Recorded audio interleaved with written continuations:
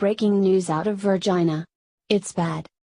Advocates of stricter gun control measures are protesting outside the National Rifle Association's headquarters in Northern Virginia on Saturday.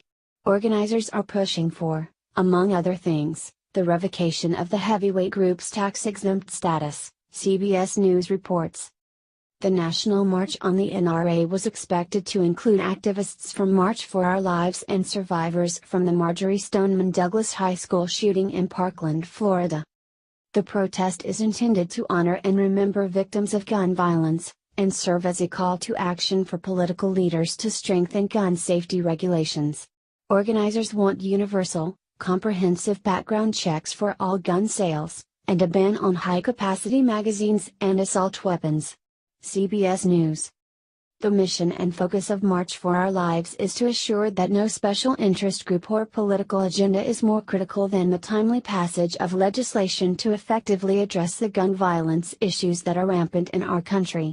We demand morally just leaders to rise up from both parties in order to ensure public safety. Universal, comprehensive background checks. Bringing the ATF, Bureau of Alcohol, Tobacco, Firearms, and Explosives, into the 21st century with a digitized, searchable database. Funds for the CDC, Center for Disease Control, to research the gun violence epidemic in America. High-capacity magazine ban. A ban on semi-automatic assault rifles.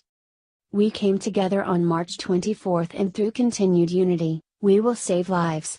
We will not stop our advocacy until we see the change we demand, a change that is necessary in order to save innocent lives across our nation. March for Our Lives. The teams will be joined by activists, protesters and survivors of gun violence to protest the NRA's role in blocking gun control legislation and defending sales of guns such as the AR-15, the semi-automatic rifle used in the Parkland, Florida, massacre. The protest, dubbed the National March on the NRA, will begin at noon. It is expected to last 3 hours. Demonstrators say they will come with a number of demands and policy proposals. Among them are a ban on high-capacity magazines and any weapon of a caliber higher than .30 caliber or more, and any rifle, long gun, or short-barreled rifle that fires in semi-automatic and takes self-loading magazines, and the institution of universal background checks through the National Instant Criminal Background Check System. They also want a searchable database of gun owners run through the Bureau of